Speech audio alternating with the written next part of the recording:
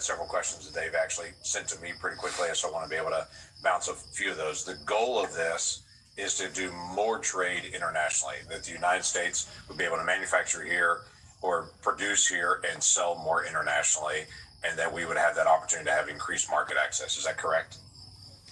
So, Senator, I think that's accurate, because when we're trying to get down to deficit and have more production here, necessarily part of it is making sure we're not getting too many imports that are driven by unfair trade practices, but also promoting our exports overseas. So then right now there's a lot of negotiations going on. There was a lot of questions for several days whether we're negotiating or not negotiating. I'm hearing from you pretty clearly today. We are open to negotiate. We're trying to be able to establish better trade agreements to be able to move forward.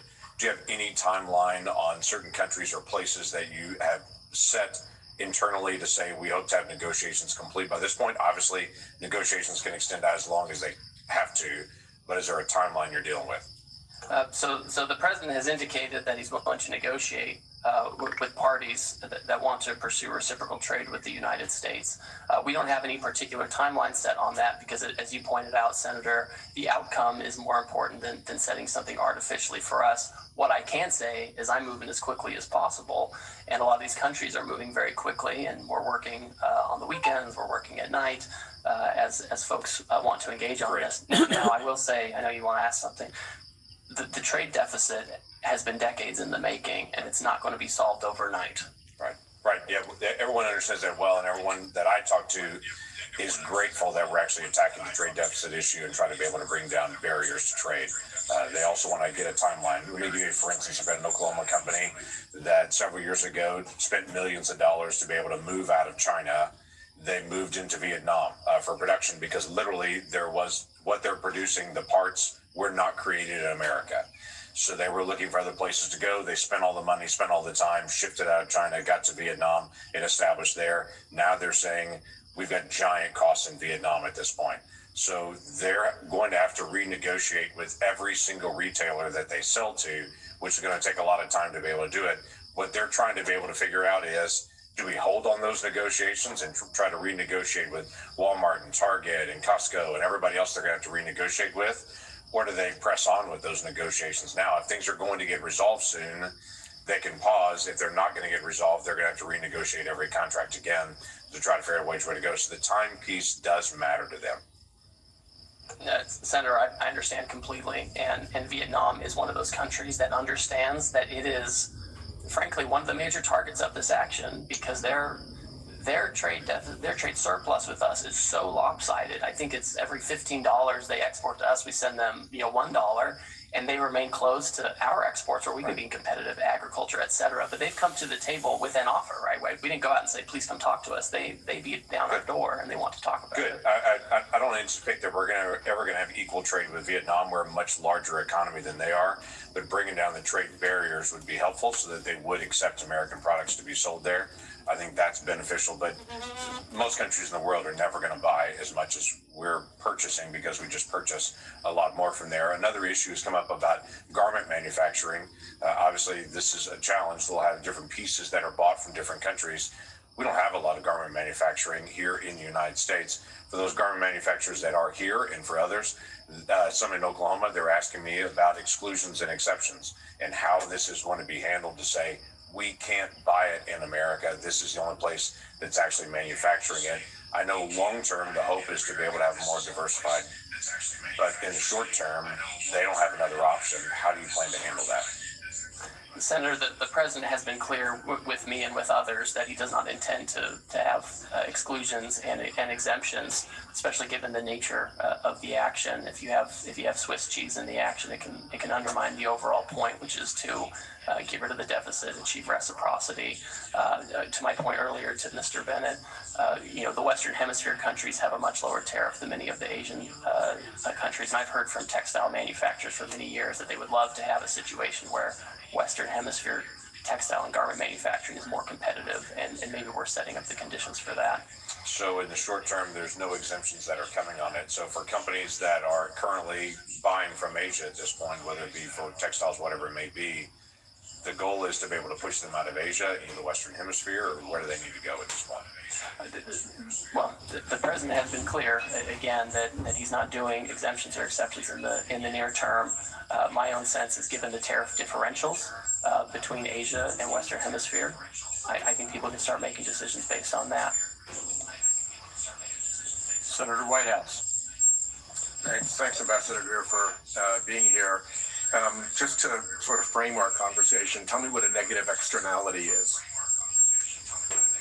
This is something you and I like to talk about.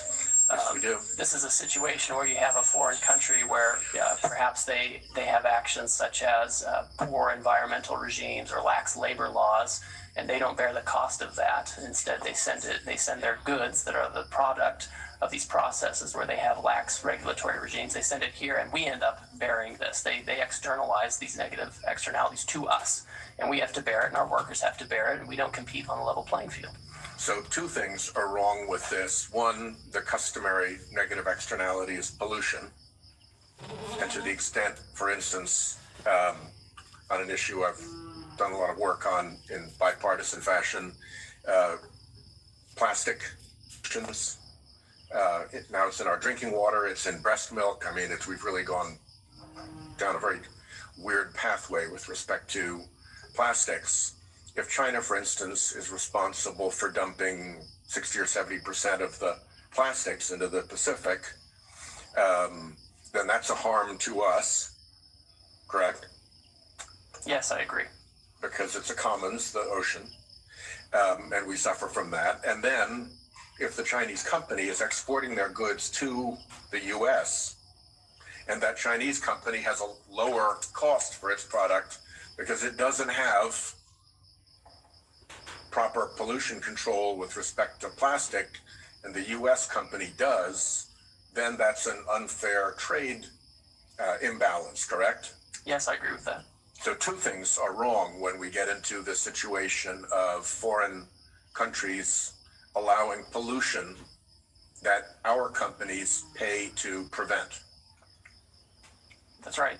And that's an appropriate place for tariffs to be deployed to offset that trade imbalance and help protect the commons from this particular tragedy, correct?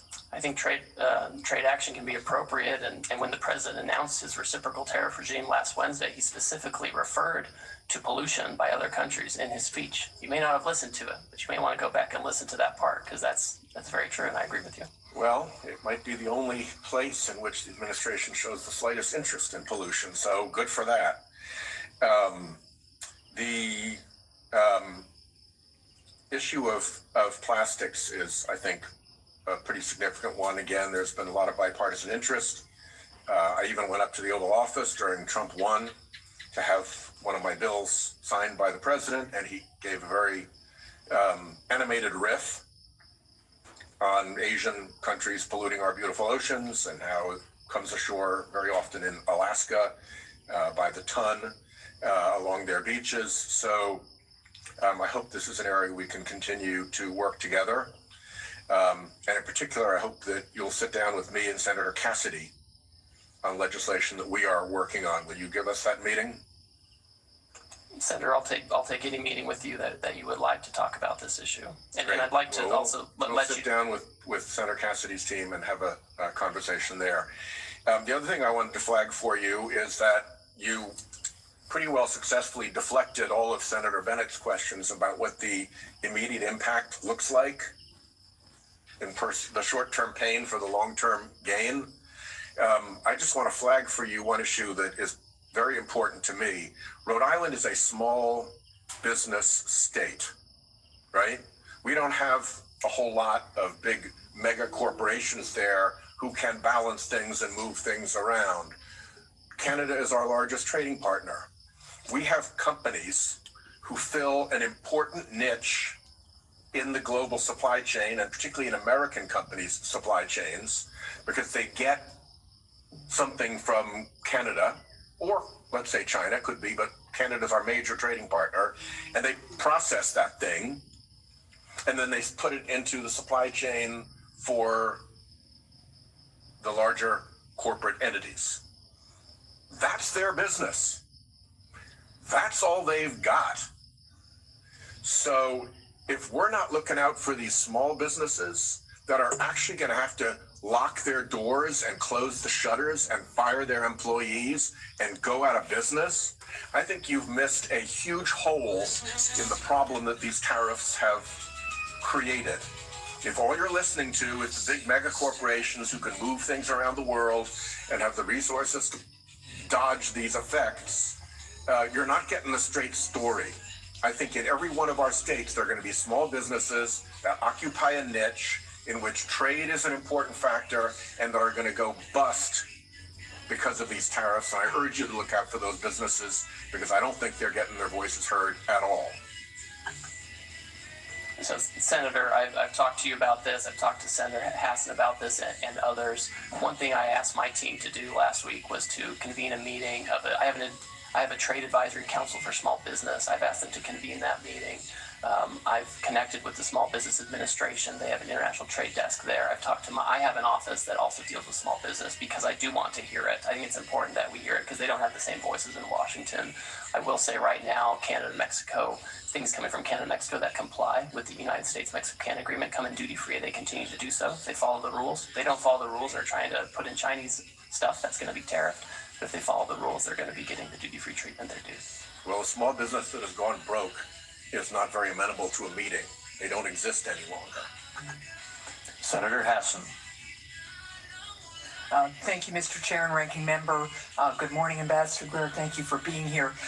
Before I start with a couple of additional questions about the impact of these tariffs, I want to associate myself with Senator Whitehouse's comments just now about the impact on our small businesses, particularly those who are critical parts of supply chains for some of our larger corporations in the country. As you know, Canada is our biggest trading partner too, and we are already seeing the impact of these tariffs with our small businesses, especially in our tourism industry, which is being decimated because Canadians are not coming down to New Hampshire the way they usually do. Let me ask you about a couple of other things. President Trump's tariffs have made almost everything that families buy more expensive. The president imposed a 10% national sales tax on all imports into our country and an even higher sales tax on imports from more than 50 countries, including our allies like Canada. This is the largest tax increase in over half a century, and it's going to cost the average American family $3,800 a year. Their morning cup of coffee will cost more, so will new shoes for their kids, and so will fresh fruit. So my question to you, Ambassador, is how much revenue from the president's national sales tax will be used to give tax breaks to billionaires? So, Senator, as you know, any kind of tariff revenue that comes in to the United States government, it goes to the Treasury, and Congress will decide what happens to that money. Obviously, the president wants to have a very competitive tax policy that's good for everybody. That was part of why he had such a successful economy in the first term, is he married trade action with good tax policy to have $7,000 in increased real wages over that time. Well, let's be really clear. The president, besides the contradictions in the way he talks about the purpose of his tariffs, the president's made very clear that he sees tariffs as a way of increasing revenue. At the same time, he's working with the majority in Congress to give additional tax breaks to the wealthiest people in the country at the expense of working people who are going to be paying more for everyday goods they absolutely have to pay, goods they were hoping were going to cost less, given the president's campaign promises. But of course, he isn't keeping to those campaign promises as prices continue to go up.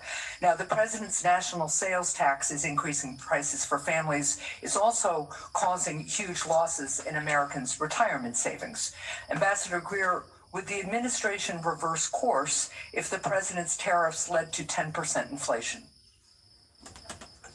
Senator, the president is fixed in his purpose. This trade deficit and the offshoring and loss of manufacturing jobs is something that's persisted for too long, and it's dangerous. I understand your justification for the policy, even though there are some very contradictory justifications coming out of the administration. But my question is, what's the inflation rate where you guys would reverse course? 10% inflation that I just asked you about, that is higher inflation than we saw at the peak of the COVID economic crisis. But you aren't going to say here today that you would reverse course even if you created inflation as high as we had at the peak of the COVID economic crisis. I think the most serious inflation we saw was during the Biden administration. When we did tariffs in the first term, inflation went down. I just don't. It's not going to be a one-to-one. Inflation about how much money you're putting into the supply. Well, It's not about let's just be tariffs really and clear products. that the Trump administration is here today to say that even if inflation hits Americans' pocketbooks at 10% because of these tariffs, then the Trump administration is still going to go charging ahead. So, Ambassador, would the administration reverse course if the president's tariffs caused a 50% stock market crash, which would hurt Americans' retirement savings even more than they've been hurt in the last 10 days or so? Senator, the fundamentals of the economy are so strong. We had 228,000 jobs last month. We have 9,000 additional manufacturing jobs from So the again, month before. your answer is even if the stock market crashes 50%, which is how much the stock market crashed in the Great Recession, you're not going to say here today that you would reverse course even if you crash the stock market and harm retirement savings as drastically as happened during the Great Recession in 2007. Senator, your hypotheticals are not consistent with the history we've seen with the use of tariffs. My hypotheticals are based on the fact that a lot of Americans are looking at their 401ks today and wondering how much of a lifestyle change they are going to have, or whether they're going to be able to retire when they plan to, because of the recklessness and haphazard nature of the Trump administration's imposition of tariffs. Nothing was thought out about this. This has been a haphazard, incompetent effort, and it's showing. Thank you, Mr. Chair. Thank you. Senator Cassidy. Hey, Mr. Greer, thank you for being here. When I speak to my rice people and my shrimp people back home, they say that the tariff barriers and the subsidies by other countries for those products are so much that it is putting some of our shrimpers and some of our rice people either out of business or in incredible financial binds. And so the fact that the president is attempting to address these as well as the non-tariff trade barriers is incredibly important. Let me first say that. But I also hear from my producers that the mean tariff being selected to apply to a country may not account that for rice, for example, the tariff is much higher for that particular product, and that it is not adequate to address that which is taking place. Any thoughts on that, and how can we have something more particular for products which are really over tariffed? Yes, thank you, and I appreciate that concern, and the tariff rate applied to many of these countries again was a countrywide rate. It wasn't product specific. My sense is if countries come to us and they expect to have some kind of a different plan, they will need to change these things, right? And they will have specific products, specific barriers that they would have to address, right? Or else, the president, again, he's fixed his purpose. He wants to see production back here. He wants to see our agriculture producers doing well. And these countries just have to have reciprocal trade with us. And that means taking care of the types of barriers and tariff rates you're talking about.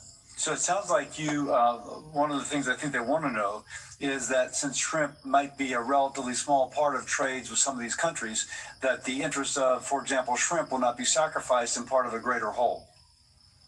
No, I think, and I saw a really interesting article today in the New York Times on shrimp. You may have seen that, where the tariffs have actually given a bit of a lifeline to these shrimpers. And I think that if there's going to be any kind of change to any of this, and I'm not going to prejudge that, we have to make sure that our industries are protected adequately, so we don't go backwards with the deficit.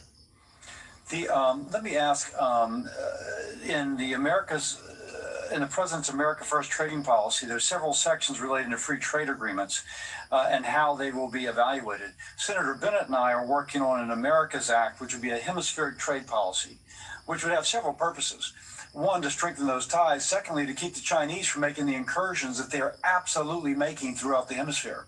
Some are calling the Caribbean a Chinese lake. And so this would allow us to push back upon that. Can you share anything regarding the analyses of the free trade agreements we have within our hemisphere, and then specifically on countries like Argentina who would like an FTA with our country? Certainly, I would say that we are first and foremost focused on addressing this emergency and the reciprocal tariff action and implementing it appropriately. With respect to relations in the hemisphere, any kind of trade arrangements with these trading partners, I think, need to be coupled with strong rules about third countries. What I don't want is a situation where these countries are using, their export platforms to incorporate content and goods from, China or other Asian countries where we have a real issue with our deficit and offshoring of manufacturing. I would expect any kind of changes to these arrangements to be accompanied by changes in rules of origin to ensure that the United States and U.S. workers are really benefiting from these agreements. So nothing from an FTA in general, but the specific of where it's being used to circumvent the intent of the FTA is the concern of the administration. Yes, that's certainly a huge concern. And again, the president wants to see factories back here. The most certain way to not have a tariff is to build your factory in the United States. If people want to use other countries and insist on that, then we want to make sure that they're not using that to arbitrage for higher tariff jurisdictions to use them as an unfair export platform. Let me ask you this. Louisiana has some of the largest ports in the nation by tonnage. And all the commodities going from the Midwest flow through my state going out to the world. Earlier, USTR proposed imposing like $1 million for every vessel built in China. And I'm told that if the Koreans have a fleet of 50 and 5 of the ships are built in China, then the $1 million would apply to all 50, not just to the ships that are built in China. Now, that would clearly impact a ship coming to the United States to offload. If you will, impact my ports and the ability of our goods throughout the nation to move through the Mississippi. Is USTR going to hang by that or considering modifying that? Can you kind of give us any idea about that? So to address the lack of shipbuilding in the United States, USTR's proposed actions are just those. They're proposed actions. They're a series of potential remedies that could be used to incentivize shipbuilding in the U.S. They're not all going to be implemented. They're not all going to be stacked. We've asked for a lot of input, and we've had hearing on that. We've collected comments. We've reviewed it. I've met personally with certain stakeholders during that time period, and I think the president will look very carefully to make sure that we have the right amount of time and the right incentives to create shipbuilding here without impacting our commodity exports. Okay, thank you. I yield. Senator Cortez Masto. Thank you, Mr. Chairman. Ambassador, as USTR's Chief of Staff in the first Trump administration, you oversaw the negotiation of the U.S.-Mexico-Canada agreement, the USMCA, and the renegotiation of the Korea-U.S. Free Trade Agreement, the KORUS. President Trump signed both of these agreements. He called the USMCA a colossal victory, and KORUS a historic milestone.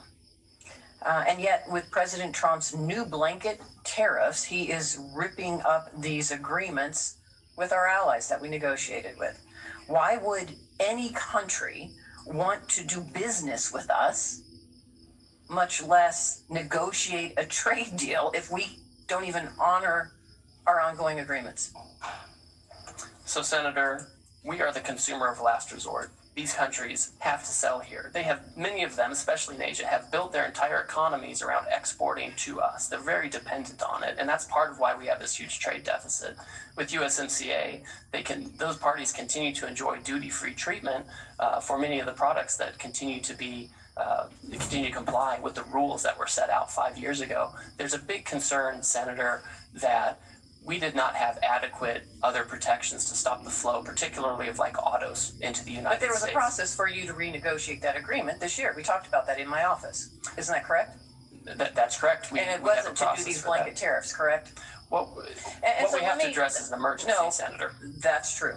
And you should be honest. At least as you sit here, as you were in my office, be intellectually honest. Now, let me just ask this, because this is also true. And I so appreciate my Senator Langford asking this. Time matters. How long did it take to negotiate that agreement, the USMCA, that you were part of? We did it at breakneck speed. We did it in about 2 years. 2 years. And now you're telling us you have nearly 50 countries coming to you, approaching you to enter in a negotiation. And you think that you can do that overnight? India. Man, you're pretty superhuman here, if that's the case. So let's be realistic.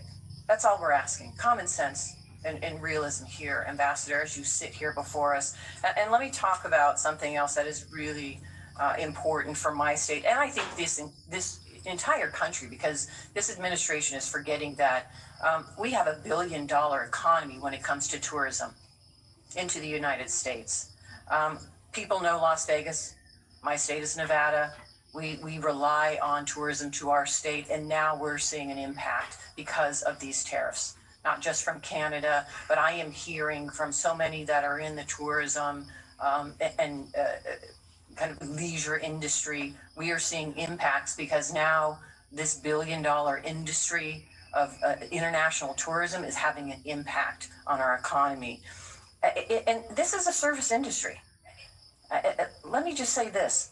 I'm kind of offended by your testimony today that says we must accept self-inflicted economic pain, and I quote you by saying, to become an economy based on producing real goods and services. What does that mean? What does that mean to my service industry and every service industry across this country that relies on tourism and travel? That is the backbone, really, of part of our $1 billion economy. What do I tell them? That they just have to suck it up? That they're not really part of this real services? That you have another idea for the jobs that they should engage in? What do I tell them? Oh, Senator,